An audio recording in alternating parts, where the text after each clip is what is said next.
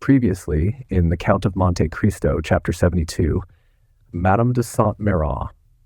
Monsieur Villefort's family returns home from a ball with the devastating news of Monsieur de Saint-Méran's sudden death from a stroke. As they prepare for the marriage between Franz and Valentine, Villefort's determination clashes with Valentine's reluctance. Madame de Saint-Méran, stricken by grief, insists Valentine must marry Franz, highlighting the family's social ambitions and financial expectations. Overwhelmed by the pressure, Valentine seeks solace in the garden, where she unexpectedly hears the voice of Maximilien Morel, stirring her emotions. This chapter underscores the themes of duty, love, and the harsh realities of societal expectations. Chapter 73. The Promise. It was, indeed, Maximilien Morel who had passed a wretched existence since the previous day. With the instinct peculiar to lovers, he had anticipated after the return of Madame de Saint-Méran and the death of the Marquis that something would occur at Monsieur de Villefort's in connection with his attachment for Valentine. His presentiments were realized, as we shall see, and his uneasy forebodings had goaded him pale and trembling to the gate under the chestnut trees. Valentine was ignorant of the cause of this sorrow and anxiety, and as it was not his accustomed hour for visiting her, she had gone to the spot simply by accident, or perhaps through sympathy. Morel called her, and she ran to the gate. "You are here at this hour," said she. "Yes, my poor girl," replied Morel. "I come to bring and to hear bad tidings." "This is indeed a house of mourning," said Valentine. "Speak, Maximilien, although the cup of sorrow seems already full." "Dear Valentine," said Morel, endeavouring to conceal his own emotion. "Listen, I entreat you. What I am about to say is very serious. When are you to be married?" "I will tell you all," said Valentine. "From you I have nothing to conceal. This morning the subject was introduced, and my dear grandmother, on whom I have depended as my only support, not only declared herself favourable to it, but is so anxious for it that they only await the arrival of Monsieur d'Épinay, and the following day the contract will be signed." A deep sigh escaped the young man, who gazed long and mournfully at her he loved. "Alas," replied he, "it is dreadful thus to hear my condemnation from your own lips. The sentence is passed, and in a few hours will be executed. It must be so, and I will not endeavour to prevent it. But since you say nothing remains but for Monsieur d'Épinay to arrive, that the contract may be signed, and the following day you will be his.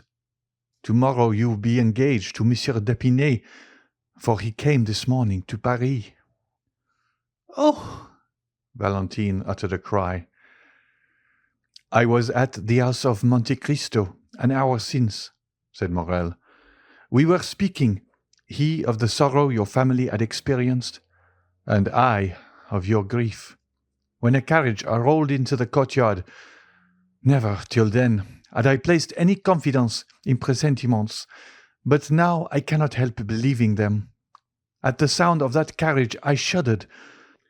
Soon I heard steps on the staircase, which terrified me as much as the footsteps of the commander did Don Juan.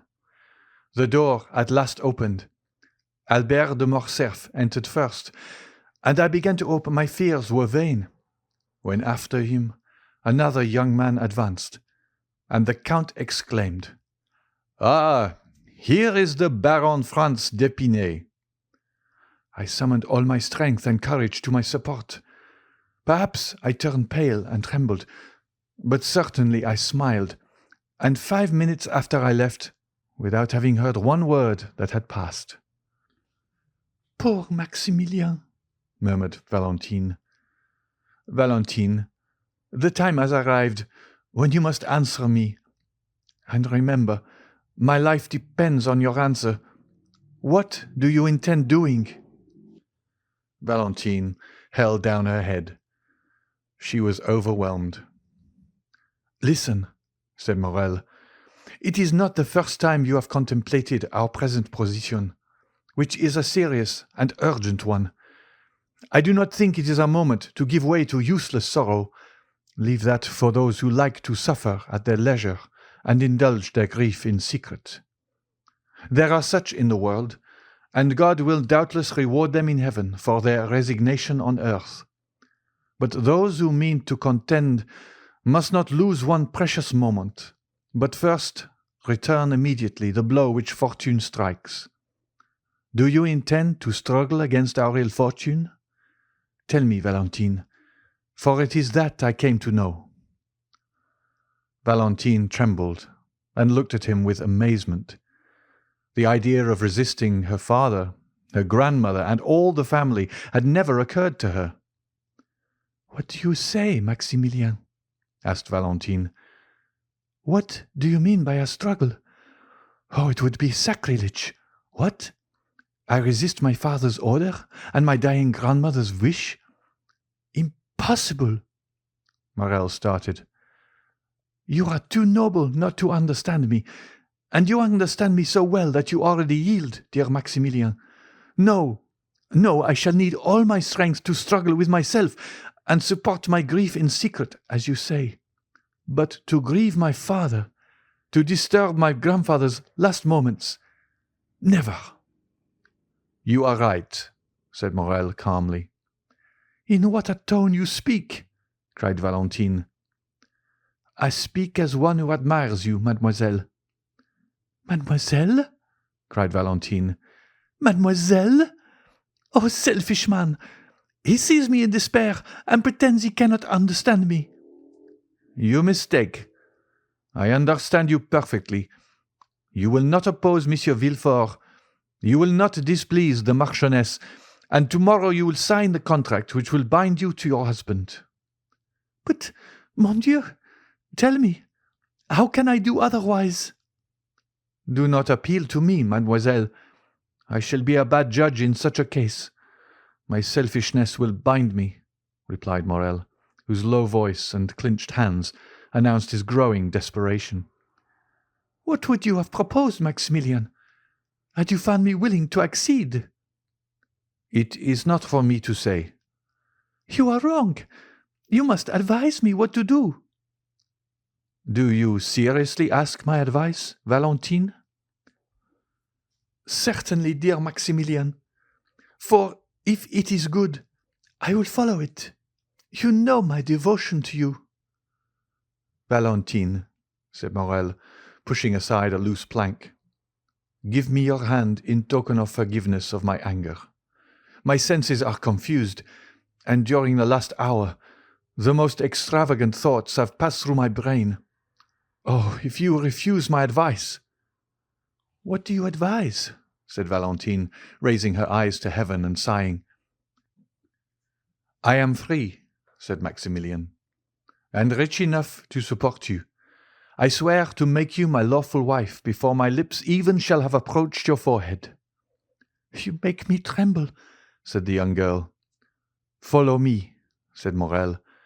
"I will take you to my sister, who is worthy also to be yours. We will embark for Algiers, for England, for America, or, if you prefer it, retire to the country and only return to Paris when our friends have reconciled your family." Valentine shook her head. "I feared it, Maximilien," said she. "It is the counsel of a madman, and I should be more mad than you did I not stop you at once with the word impossible, impossible." "You will then submit to what fate decrees for you, without even attempting to contend with it?" said Morel sorrowfully. "Yes, if I die." "Well, Valentine," resumed Maximilien, "I can only say again that you are right. Truly it is I who am mad, and you prove to me that passion blinds the most well-meaning. I appreciate your calm reasoning. It is then understood that tomorrow you will be irrevocably promised to Monsieur Franz d'Épinay, not only by that theatrical formality invented to heighten the effect of a comedy, called the signature of the contract, but your own will?" "Again, you drive me to despair, Maximilien. said Valentine. Again, you plunge the dagger into the wound. What would you do, tell me, if your sister listened to such a proposition? Mademoiselle, replied Morel with a bitter smile, I am selfish. You have already said so. And as a selfish man, I think not of what others would do in my situation, but of what I intend doing myself. I think only that I have known you not a whole year. From the day I first saw you, all my hopes of happiness have been in securing your affection. One day you acknowledged that you loved me, and since that day my hope of future happiness has rested on obtaining you, for to gain you would be life to me. Now I think no more. I say only that fortune has turned against me. I had thought to gain heaven, and now I have lost it. It is an everyday occurrence for a gambler to lose not only what he possesses, but also what he has not. Morel pronounced these words with perfect calmness. Valentine looked at him a moment with her large, scrutinizing eyes, endeavouring not to let Morel discover the grief which struggled in her heart. But, in a word, what are you going to do? Asked she. I am going to have the honour of taking my leave of you, mademoiselle, solemnly assuring you that I wish your life may be so calm, so happy, and so full occupied, that there may be no place for me, even in your memory. Oh, murmured Valentine. Adieu, Valentine. Adieu, said Morel, bowing. Where are you going? Cried the young girl, extending a hand through the opening and seizing Maximilien by his coat, for she understood from her own agitated feelings that her lover's calmness could not be real. Where are you going? I am going that I may not bring fresh trouble into your family, and to set an example which every honest and devoted man, situated as I am, may follow. Before you leave me, tell me what you are going to do, Maximilien. The young man smiled sorrowfully. Speak, speak, said Valentine. I entreat you. Has your resolution changed, Valentine? It cannot change, unhappy man. You know it must not, cried the young girl. Then adieu, Valentine. Valentine shook the gate with a strength of which she could not have been supposed to be possessed, as Morel was going away, and passing both her hands through the opening, she clasped and wrung them. I must know what you mean to do, she said. Where are you going? Oh, fear not, said Maximilien, stopping at a short distance. I do not intend to render another man responsible for the rigorous fate reserved for me. Another might threaten to seek Monsieur Franz, to provoke him and to fight with him. All that would be folly. What has Monsieur Franz to do with it? He saw me this morning for the first time, and has already forgotten he has seen me. He did not even know I existed when it was arranged by your two families that you should be united. I have no enmity against Monsieur Franz, and promise you the punishment shall not fall on him. On whom, then? On me? On you? Valentine, oh, heaven forbid! Woman is sacred. The woman one loves is holy. On yourself, then, unhappy man, on yourself? I am the only guilty person, am I not? Said Maximilien. Maximilien, said Valentine. Maximilien, come back, I entreat you. He drew near with his sweet smile, and but for his paleness one might have thought him in his usual happy mood. Listen, my dear, my adored Valentine, said he in his melodious and grave tone. Those who, like us, have never had a thought for which we need blush before the world, such may read each other's hearts. I never was romantic, and am no melancholy hero. I imitate neither Manfred nor Antony, but without words, protestations, or vows, My life has entwined itself with yours. You leave me, and you are right in doing so. I repeat it, you are right, but in losing you, I lose my life. The moment you leave me, Valentine, I am alone in the world. My sister is happily married. Her husband is only my brother-in-law, that is, a man whom the ties of social life alone attach to me. No one then longer needs my useless life. This is what I shall do.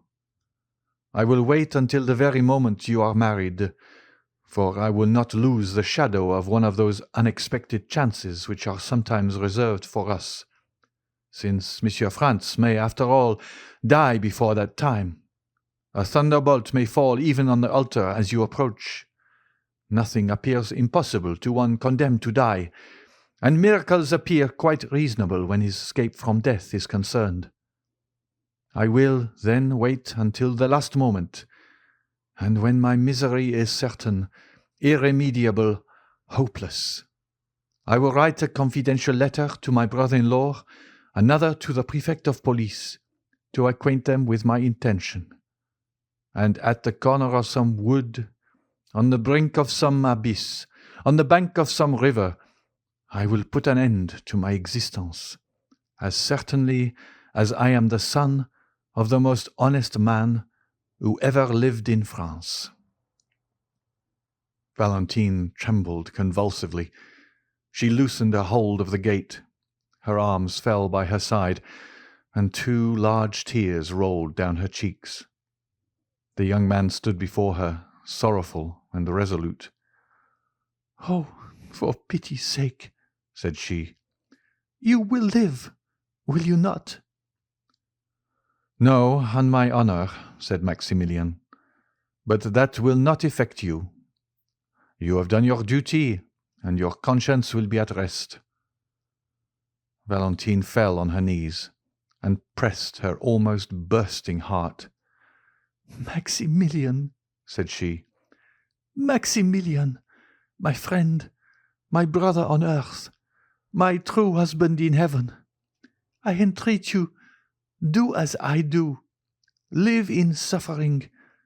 Perhaps one day we may be united." "Adieu, Valentine," repeated Morel. "My God," said Valentine, raising both her hands to heaven with a sublime expression, "I have done my utmost to remain a submissive daughter. I have begged, entreated, implored. He has regarded neither my prayers, my entreaties, nor my tears. It is done," cried she, willing away her tears and resuming her firmness. "I am resolved not to die of remorse, but rather of shame. Live, Maximilien, and I will be yours. Say when shall it be? Speak, command, I will obey." Morel, who had already gone some few steps away, again returned, and pale with joy, extended both hands towards Valentine through the opening. "Valentine," said he, "dear Valentine, you must not speak thus. Rather let me die. Why should I obtain you by violence, if our love is mutual? Is it from mere humanity you bid me live? I would rather die." "Truly," murmured Valentine, "who on this earth cares for me, if he does not? Who has consoled me in my sorrow but he? On whom do my hopes rest? On whom does my bleeding heart repose? On him, always on him. Yes, you are right, Maximilien. I will follow you. I will leave the paternal home. I will give up all. Oh, ungrateful girl that I am!" cried Valentine, sobbing. "I will give up all, even my dear old grandfather, whom I had nearly forgotten." "No," said Maximilien, "you shall not leave him. Monsieur Noirtier has evinced, you say, a kind feeling towards me. Well, before you leave, tell him all. His consent would be your justification in God's sight. As soon as we are married, he shall come and live with us. Instead of 1 child, he shall have 2. You have told me how you talk to him and how he answers you. I shall very soon learn that language by signs. Valentine, I promise you solemnly that instead of despair, it is happiness that awaits us." "Oh, see, Maximilien, see the power you have over me. You almost make me believe you. And yet, what you tell me is madness, for my father will curse me. He is inflexible. He will never pardon me. Now listen to me, Maximilien. If by artifice, by entreaty, by accident, in short, if by any means I can delay this marriage, will you wait?" "Yes, I promise you, as faithfully as you have promised me that this horrible marriage shall not take place, and that if you are dragged before a magistrate or a priest, you will refuse." "I promise you, by all that is most sacred to me in the world, namely, by my mother." "We will wait, then," said Morrel. "Yes, we will wait," replied Valentine, who revived at these words. "There are so many things which may save unhappy beings such as we are." "I rely on you, Valentine," said Morrel. "All you do will be well done, only if they disregard your prayers. If your father and Madame de Saint-Méran insist that Monsieur de d'Épinay should be called tomorrow to sign the contract, then you have my promise, Maximilien. Instead of signing, I will go to you, and we will fly. But from this moment until then, let us not tempt Providence. Let us not see each other. It is a miracle. It is a providence that we have not been discovered. If we were surprised, if it were known that we met thus, we should have no further resource." "You are right, Valentine, but how shall I ascertain?" "From the notary, Monsieur Deschamps." "I know him." "And for myself, I will write to you. Depend on me. I dread this marriage, Maximilien, as much as you." "Thank you, my adored Valentine. Thank you. That is enough.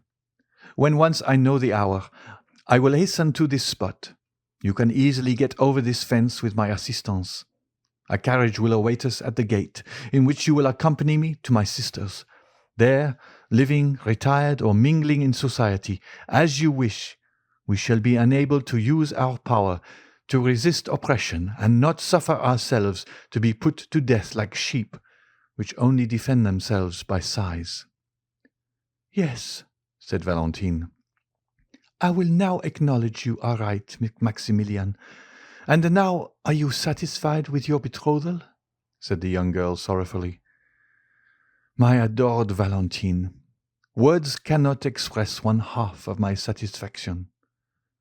Valentine had approached, or rather had placed her lips so near the fence that they nearly touched those of Morrel, which were pressed against the other side of the cold and inexorable barrier. "Adieu, until we meet again," said Valentine, tearing herself away. "I shall hear from you?" "Yes." "Thanks, thanks, dear love. Adieu." The sound of a kiss was heard, and Valentine fled through the avenue.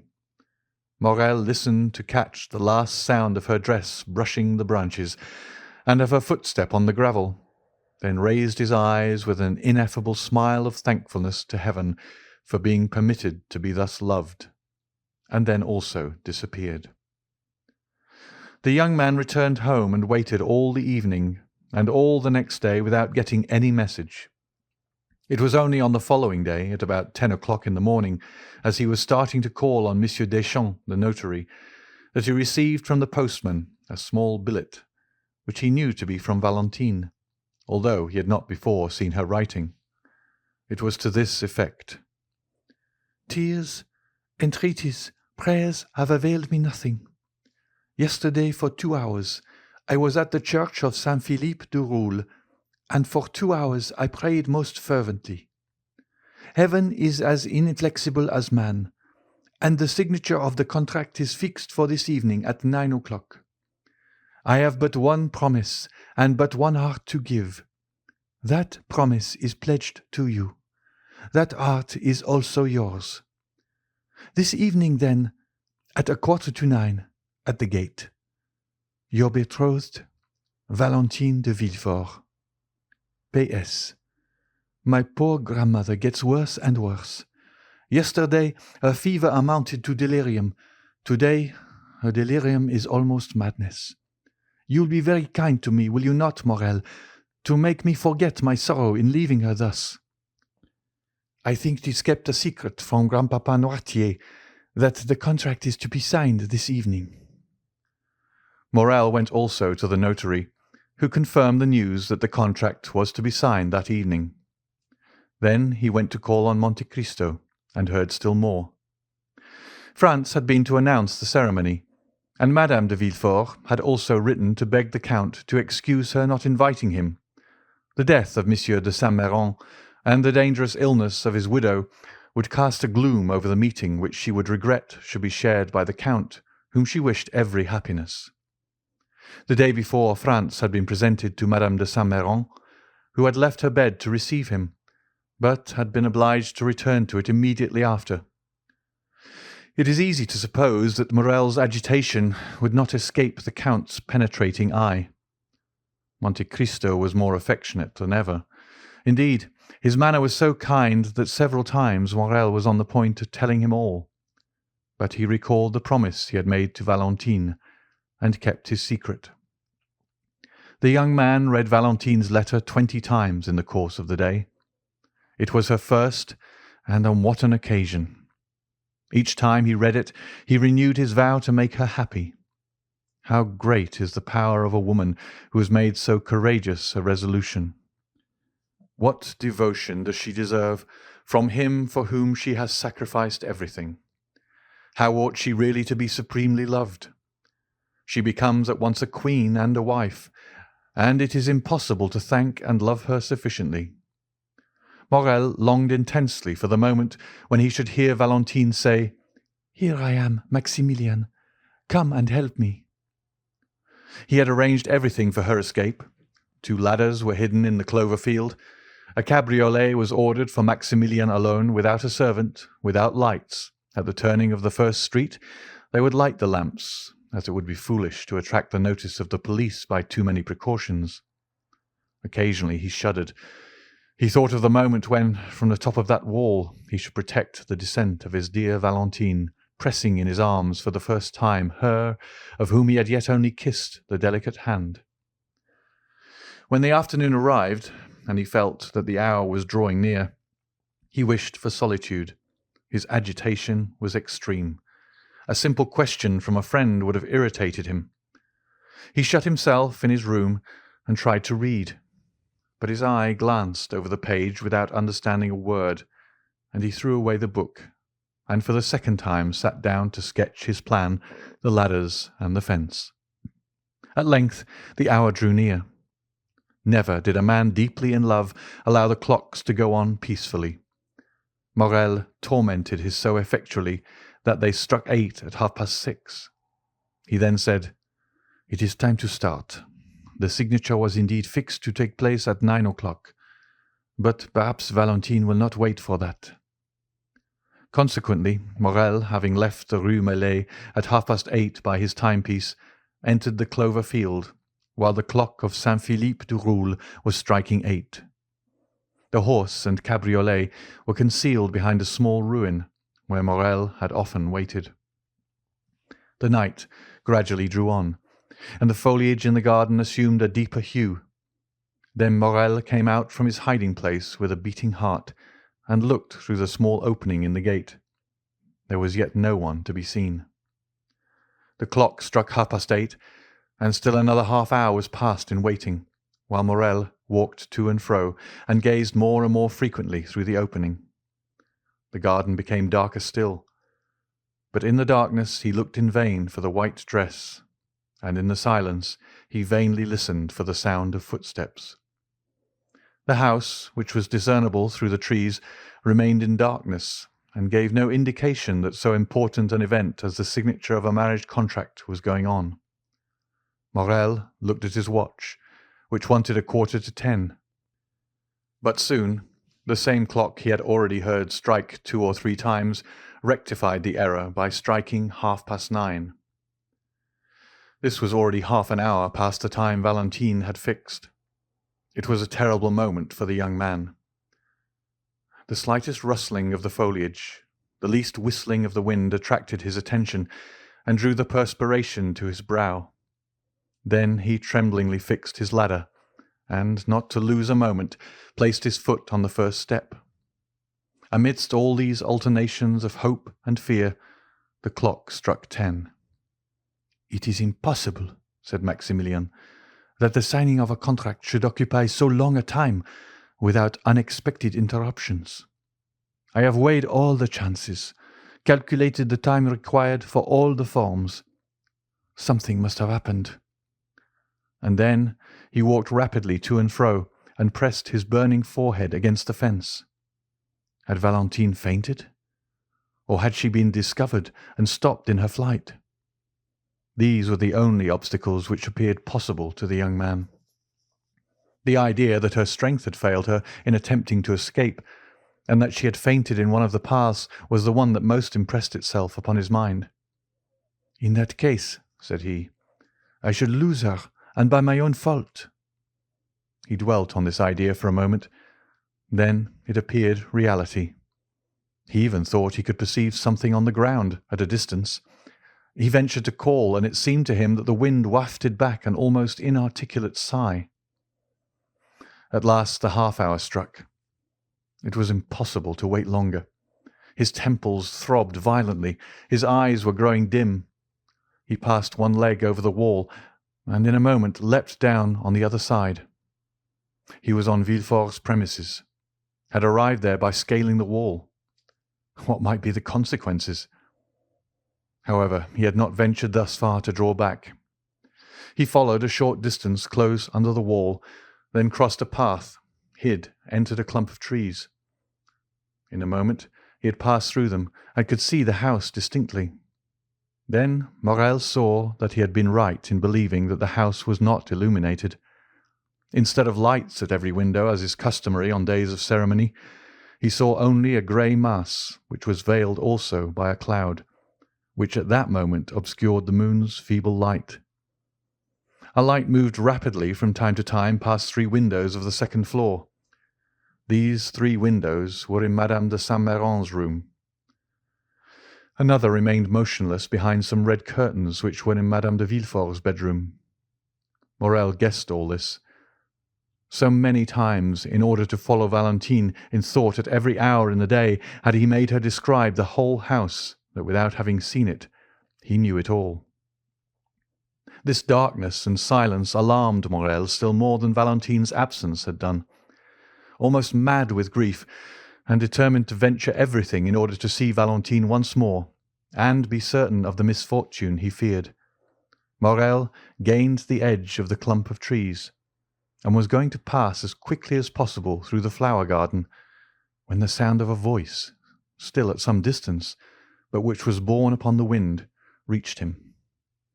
At this sound, as he was already partially exposed to view, he stepped back and concealed himself completely, remaining perfectly motionless. He had formed his resolution. If it was Valentine alone, he would speak as she passed. If she was accompanied, and he could not speak, still he should see her and know that she was safe. If they were strangers, he would listen to their conversation, and might understand something of this hitherto incomprehensible mystery. The moon had just then escaped from behind the cloud which had concealed it, and Morel saw Villefort come out upon the steps, followed by a gentleman in black.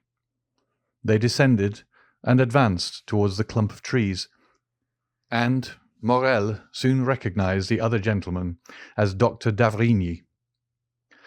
The young man, seeing them approach, drew back mechanically until he found himself stopped by a sycamore tree in the centre of the clump. There he was compelled to remain. Soon the 2 gentlemen stopped also. "Ah, my dear doctor," said the procureur, "heaven declares itself against my house. What a dreadful death! What a blow! Seek not to console me. Alas, nothing can alleviate so great a sorrow. The wound is too deep and too fresh. Dead! Dead! The cold sweat sprang to the young man's brow, and his teeth chattered. Who could be dead in that house, which Villefort himself had called accursed? "My dear Monsieur de Villefort," replied the doctor with a tone which redoubled the terror of the young man, "I have not led you here to console you. On the contrary." "What can you mean?" asked the procureur, alarmed. "I mean that behind the misfortune which has just happened to you, there is another, perhaps still greater." "Can it be possible?" murmured Villefort, clasping his hands. "What are you going to tell me?" "Are we quite alone, my friend?" "Yes, quite. But why all these precautions?" "Because I have a terrible secret to communicate to you," said the doctor. "Let us sit down." Villefort fell rather than seated himself. The doctor stood before him with one hand placed on his shoulder.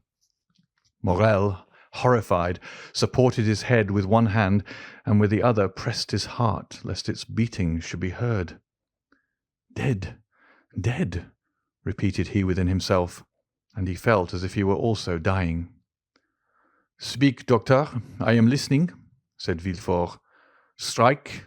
I am prepared for everything." "Madame de Saint-Méran was doubtless advancing in years, but she enjoyed excellent health."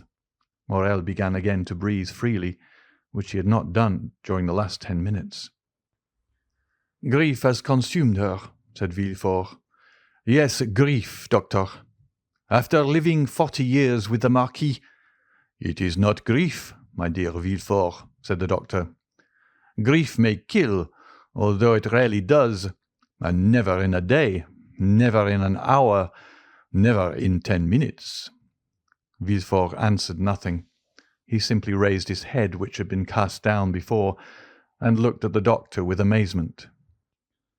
"Were you present during the last struggle?" asked Monsieur de D'avrigny. "I was," replied the procureur. "You begged me not to leave." "Did you notice the symptoms of the disease to which Madame de Saint-Méran has fallen a victim?" "I did. Madame de Saint-Méran had 3 successive attacks, at intervals of some minutes, each one more serious than the former. When you arrived, Madame de Saint-Méran had already been panting for breath some minutes.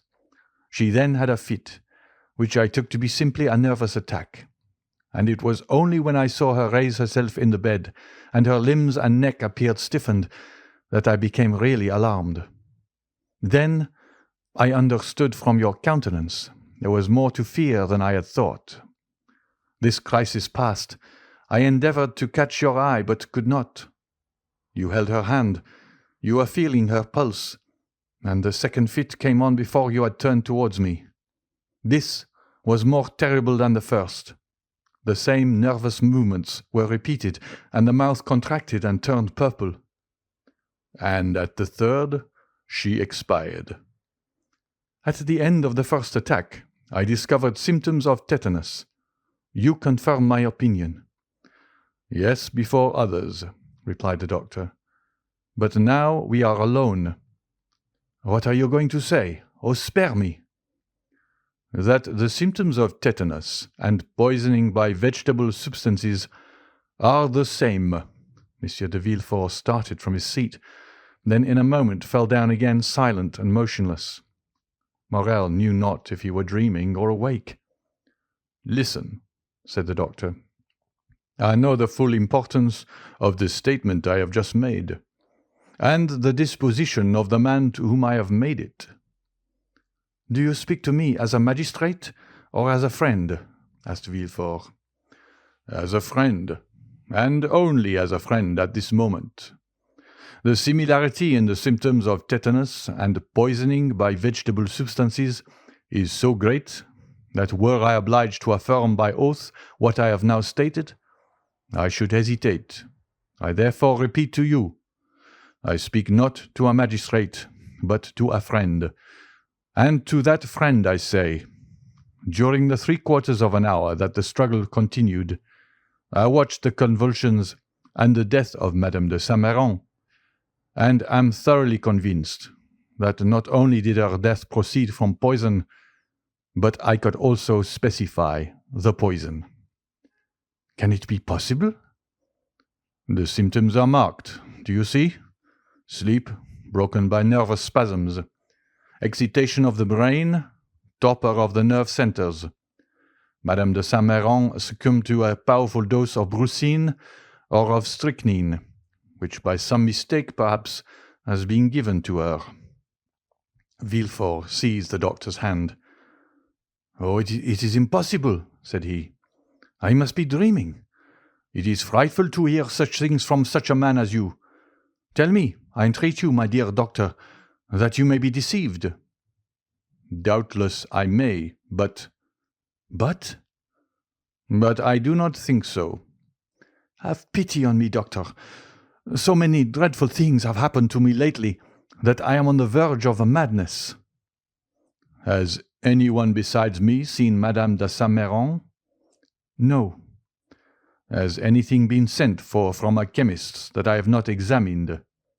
"Nothing." "Had Madame de Saint-Méran any enemies?" "Not to my knowledge." "Would her death affect anyone's interest?" "It could not indeed. My daughter is her only heiress, Valentine alone. Oh, if such a thought could present itself, I would stab myself to punish my heart for having for one instant harbored it." "Indeed, my dear friend," said M. d'Avrigny, "I would not accuse anyone. I speak only of an accident, you understand? Of a mistake. But whether accident or mistake, the fact is there. It is on my conscience and compels me to speak aloud to you. Make inquiry." "Of whom? How? Of what?" "May not Barrois, the old servant, have made a mistake, and have given Madame de Saint-Méran a dose prepared for his master?" "For my father?" "Yes." "But how could a dose prepared for Monsieur Noirtier poison Madame de Saint-Méran?" "Nothing is more simple. You know poisons become remedies in certain diseases of which paralysis is one. For instance, having tried every other remedy to restore movement and speech to Monsieur Noirtier, I resolved to try one last means, and for 3 months I have been giving him brucine, so that in the last dose I ordered for him there were 6 grains. This quantity, which is perfectly safe to administer to the paralyzed frame of Monsieur Noirtier, which has become gradually accustomed to it, would be sufficient to kill another person." "My dear doctor, there is no communication between Monsieur Noirtier's apartment and that of Madame de Saint-Méran, and Barrois never entered my mother-in-law's room. In short, doctor, although I know you to be the most conscientious man in the world, and although I place the utmost reliance on you, I want, notwithstanding my conviction, to believe this axiom, errare humanum est." "Is there one of my brethren in whom you have equal confidence with myself?" "Why do you ask me that? What do you wish?" "Send for him. I will tell him what I have seen, and we will consult together and examine the body." "And you will find traces of poison?" "No, I did not say of poison. But we can prove what was the state of the body. We shall discover the cause of her sudden death, and we shall say, dear Villefort, if this thing has been caused by negligence, watch over your servants. If from hatred, watch your enemies." "What do you propose to me, d'Avrigny?" said Villefort in despair. "So soon as another is admitted into our secret, an inquest will become necessary, and an inquest in my house. Impossible! Still," continued the procureur, looking at the doctor with uneasiness, "if you wish it, if you demand it, why, then it shall be done. But, doctor, you see me already so grieved. How can I introduce into my house so much scandal after so much sorrow? My wife and my daughter would die of it. And I, doctor, You know a man does not arrive at the post I occupy. One has not been king's attorney 25 years without having amassed a tolerable number of enemies. Mine are numerous. Let this affair be talked of. It will be a triumph for them, which will make them rejoice and cover me with shame. Pardon me, doctor, these worldly ideas, were you a priest, I should not dare to tell you, but you are a man, and you know mankind. Doctor, pray recall your words. You have said nothing, have you? My dear Monsieur de Villefort, replied the doctor, my first duty is to humanity. I would have saved Madame de Saint-Méran, if science could have done it, but she is dead, and my duty regards the living. Let us bury this terrible secret in the deepest recesses of our hearts. I am willing, if anyone should suspect this, that my silence on the subject should be imputed to my ignorance. Meanwhile, sir, watch always. Watch carefully, for perhaps the evil may not stop here, and when you have found the culprit, if you find him, I will say to you, you are a magistrate. Do as you will. I thank you, doctor, said Villefort with indescribable joy. I never had a better friend than you. And as if he feared Dr. d'Avrigny would recall his promise, he hurried him towards the house. When they were gone, Morrel ventured out from under the trees, and the moon shone upon his face, which was so pale it might have been taken for that of a ghost. I am manifestly protected in a most wonderful but most terrible manner, said he. But Valentine, poor girl, how will she bear so much sorrow? As he thought thus, he looked alternately at the window with red curtains and the 3 windows with white curtains. The light had almost disappeared from the former. Doubtless Madame de Villefort had just put out her lamp, and the night lamp alone reflected its dull light on the window. At the extremity of the building, on the contrary, he saw one of the 3 windows open. A wax light placed on the mantelpiece threw some of its pale rays without, and a shadow was seen for one moment on the balcony. Morrel shuddered. He thought he heard a sob. It cannot be wondered at that his mind, generally so courageous, but now disturbed by the 2 strongest human passions, love and fear, was weakened even to the indulgence of superstitious thoughts. Although it was impossible that Valentine should see him, hidden as he was, he thought he heard the shadow at the window call him. His disturbed mind told him so. This double error became an irresistible reality, and by one of the incomprehensible transports of youth, he bounded from his hiding-place, and with 2 strides, at the risk of being seen, at the risk of alarming Valentine, at the risk of being discovered by some exclamation which might escape the young girl, he crossed the flower garden, which by the light of the moon resembled a large white lake, and having passed the rows of orange trees which extended in front of the house, he reached the step, ran quickly up, and pushed the door, which opened without offering any resistance. Valentine had not seen him. Her eyes, raised towards heaven, were watching a silvery cloud gliding over the azure, its form that of a shadow mounting towards heaven. Her poetic and excited mind pictured it as the soul of her grandmother. Meanwhile, Morrel had traversed the anteroom and found the staircase, which, being carpeted, prevented his approach being heard, and he had regained that degree of confidence that the presence of Monsieur de Villefort even would not have alarmed him. He was quite prepared for any such encounter. He would at once approach Valentine's father and acknowledge all, begging Villefort to pardon and sanction the love which united 2 fond and loving hearts. Morrel was mad. Happily, he did not meet anyone. Now, especially, did he find the description Valentine had given of the interior of the house useful to him. He arrived safely at the top of the staircase, and while he was feeling his way, a sob indicated the direction he was to take. He turned back. A door, partly opened, enabled him to see his road and to hear the voice of one in sorrow. he pushed the door open and entered. At the other end of the room, under a white sheet which covered it, lay the corpse, still more alarming to Morel since the account he had so unexpectedly overheard. By its side, on her knees, and with her head buried in the cushion of an easy-chair, was Valentine, trembling and sobbing, her hands extended above her head, clasped and stiff. She had turned from the window, which remained open, and was praying in accents that would have affected the most unfeeling.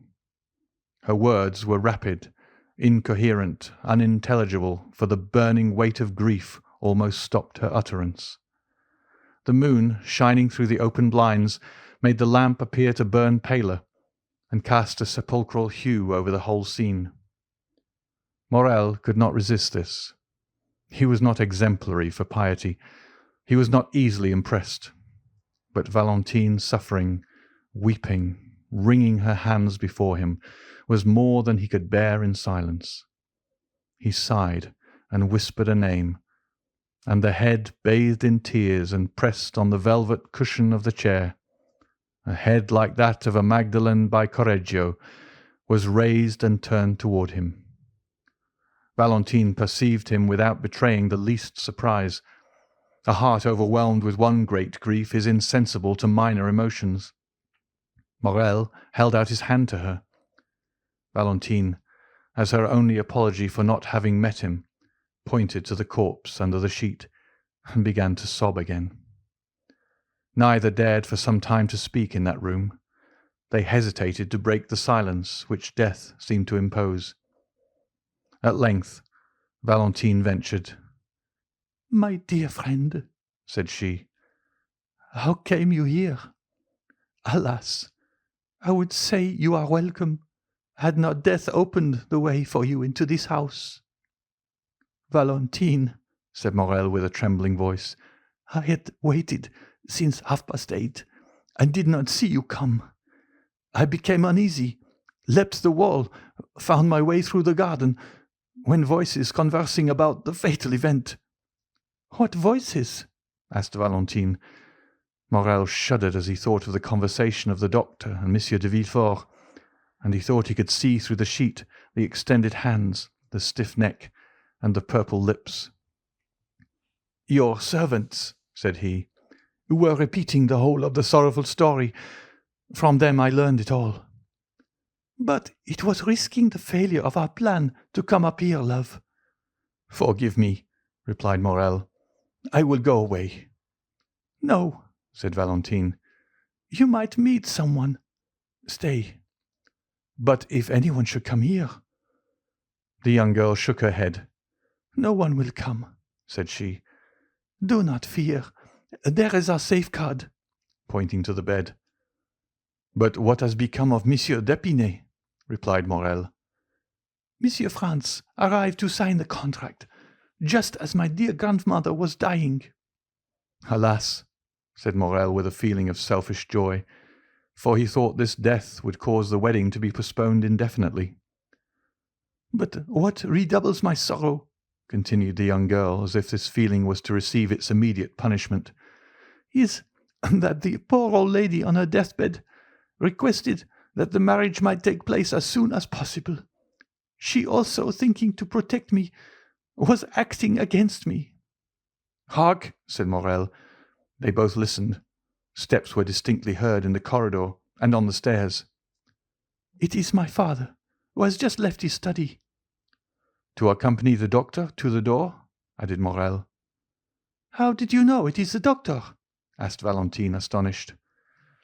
"I imagined it must be," said Morel. Valentine looked at the young man. They heard the street door close. Then Monsieur de Villefort locked the garden door and returned upstairs. He stopped a moment in the anteroom, as if hesitating whether to turn to his own apartment or into Madame de Saint-Méran's. Morel concealed himself behind a door. Valentine remained motionless, grief seeming to deprive her of all fear. Monsieur de Villefort passed on to his own room. "Now," said Valentine, "you can neither go out by the front door nor by the garden. Morel looked at her with astonishment. "There is but one way left that is safe," she said. "It is through my grandfather's room." She rose. "Come," she added. "Where?" asked Maximilien. "To my grandfather's room." "I?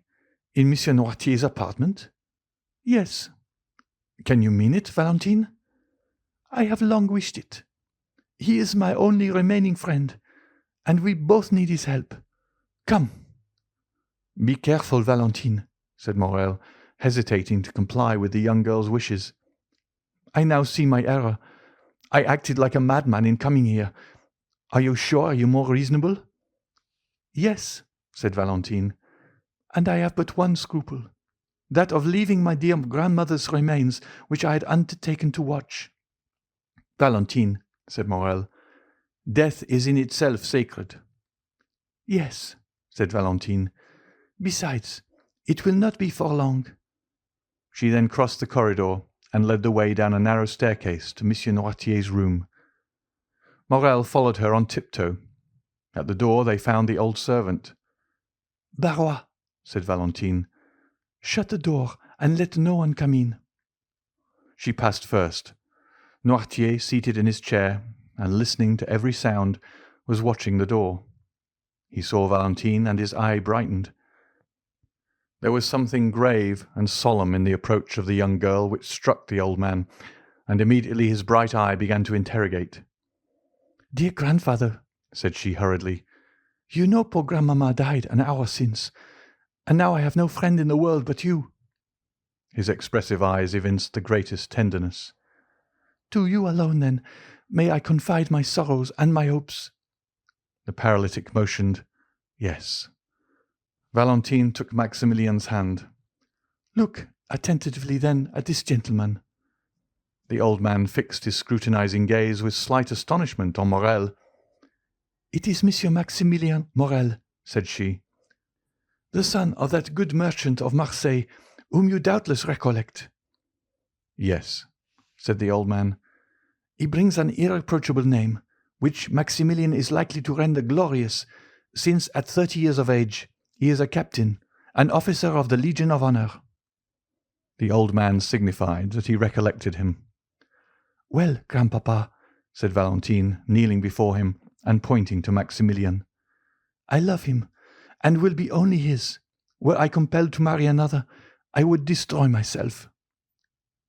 The eyes of the paralytic expressed a multitude of tumultuous thoughts.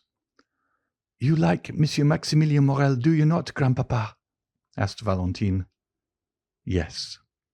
"And you will protect us, who are your children, against the will of my father?" Noirtier cast an intelligent glance at Morel as if to say, "Perhaps I may." Maximilien understood him. "Mademoiselle," said he, "you have a sacred duty to fulfill in your deceased grandmother's room. Will you allow me the honor of a few minutes' conversation with Monsieur Noirtier?" "That is it," said the old man's eye. Then he looked anxiously at Valentine. "Do you fear he will not understand?" "Yes." "Oh, we have so often spoken of you, that he knows exactly how I talk to you." Then turning to Maximilien with an adorable smile, although shaded by sorrow, "He knows everything I know," said she. Valentine arose, placed a chair for Morel, requested Barrois not to admit anyone, and having tenderly embraced her grandfather and sorrowfully taken leave of Morel, she went away. To prove to Noirtier that he was in Valentine's confidence and knew all their secrets, Morel took the dictionary, a pen, and some paper, and placed them all on a table where there was a light. "But first," said Morel, "allow me, sir, to tell you who I am, how much I love Mademoiselle Valentine, and what are my designs respecting her." Noirtier made a sign that he would listen. It was an imposing sight to witness this old man, apparently a mere useless burden, becoming the sole protector, support, and adviser of the lovers who were both young, beautiful, and strong. His remarkably noble and austere expression struck Morel, who began his story with trembling. He related the manner in which he had become acquainted with Valentine, and how he had loved her, and that Valentine, in her solitude and her misfortune, had accepted the offer of his devotion. He told him his birth, his position, his fortune, and more than once, when he consulted the look of the paralytic, that look answered, "That is good. Proceed." "And now," said Morrel, when he had finished the first part of his recital, "now I have told you of my love and my hopes, may I inform you of my intentions?" "Yes," signified the old man. "This was our resolution. A cabriolet was in waiting at the gate, in which I intended to carry off Valentine to my sister's house, to marry her, and to wait respectfully Monsieur de Villefort's pardon." "No," said Noirtier. "We must not do so?" "No." "You do not sanction our project?" "No." "There is no other way," said Morrel. The old man's interrogative eye said, "What?" "I will go," continued Maximilien. "I will seek Monsieur Franz d'Épinay. I am happy to be able to mention this in Mademoiselle de Villefort's absence, and will conduct myself toward him so as to compel him to challenge me." Noirtier's look continued to interrogate. "You wish to know what I will do?" "Yes." "I will find him as I told you. I will tell him the ties which bind me to Mademoiselle Valentine. If he be a sensible man, he will prove it by renouncing of his own accord the hand of his betrothed, and will secure my friendship and love until death. If he refuse, either through interest or ridiculous pride, after I have proved to him that he would be forcing my wife from me, that Valentine loves me and will have no other, I will fight him, give him every advantage, and I shall kill him, or he will kill me. If I am victorious, I will not marry Valentine, and if I die, I am very sure Valentine will not marry him." Noirtier watched with indescribable pleasure this noble and sincere countenance, on which every sentiment his tongue uttered was depicted, adding by the expression of his fine features all that colouring adds to a sound and faithful drawing.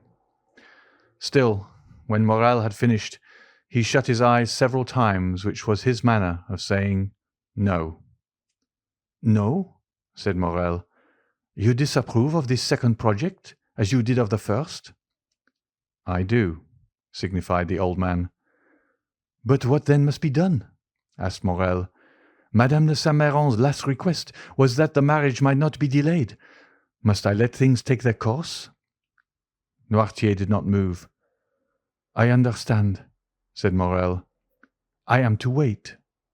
"Yes." "But delay may ruin our plan, sir," replied the young man.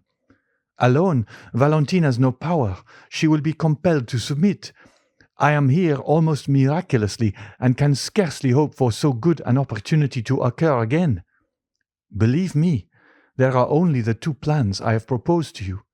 Forgive my vanity, and tell me which you prefer. Do you authorize Mademoiselle Valentine to entrust herself to my honor?" "No." "Do you prefer I seek out Monsieur d'Épinay?" "No." "Whence, then, will you come the help we need? From chance?" resumed Morrel. "No." "From you?" "Yes." "You thoroughly understand me, sir. Pardon, my eagerness for my life depends on your answer. Will our help come from you?" "Yes." "You are sure of it?" "Yes." There was so much firmness in the look which gave this answer. No one could at any rate doubt his will, if they did his power. "Oh, thank you 1,000 times. But how? Unless a miracle should restore your speech, your gesture, your movement, how can you, chained to that armchair, dumb and motionless, oppose this marriage?" A smile lit up the old man's face, a strange smile of the eyes in a paralyzed face. "Then I must wait?" asked the young man. "Yes." "But the contract?" The same smile returned. "Will you assure me it shall not be signed?" "Yes," said Noirtier. "The contract shall not be signed!" cried Morrel. "Oh, pardon me, sir. I can scarcely realize so great a happiness. Will they not sign it?" "No," said the paralytic. Notwithstanding that assurance, Morel still hesitated. This promise of an impotent old man was so strange that, instead of being the result of the power of his will, it might emanate from enfeebled organs. Is it not natural that the madman, ignorant of his folly, should attempt things beyond his power? The weak man talks of burdens he can raise, the timid of giants he can confront, the poor of treasures he spends. The most humble peasant, in the height of his pride, calls himself Jupiter. Whether Noirtier understood the young man's indecision, or whether he had not full confidence in his docility, he looked uneasily at him. "What do you wish, sir?" asked Morel. "That I should renew my promise of remaining tranquil?"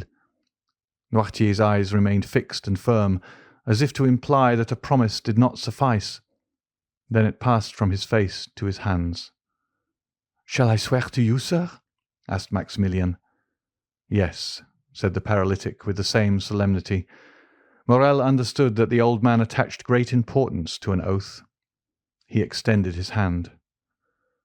"I swear to you on my honour," said he, "to await your decision respecting the course I am to pursue with Monsieur d'Épinay." "That is right," said the old man. "Now," said Morel, "do you wish me to retire?" "Yes." "Without seeing Mademoiselle Valentine?" "Yes." Morel made a sign that he was ready to obey. "But," said he, "first allow me to embrace you as your daughter did just now." Noirtier's expression could not be understood. The young man pressed his lips on the same spot, on the old man's forehead where Valentine's had been. Then he bowed a second time and retired. He found outside the door the old servant to whom Valentine had given directions. Morel was conducted along a dark passage which led to a little door opening on the garden. Soon found the spot where he had entered, with the assistance of the shrubs gained the top of the wall, and by his ladder was in an instant in the clover field, where his cabriolet was still waiting for him. He got in it, and thoroughly wearied by so many emotions, arrived about midnight in the Rue Meslay, threw himself on his bed, and slept soundly.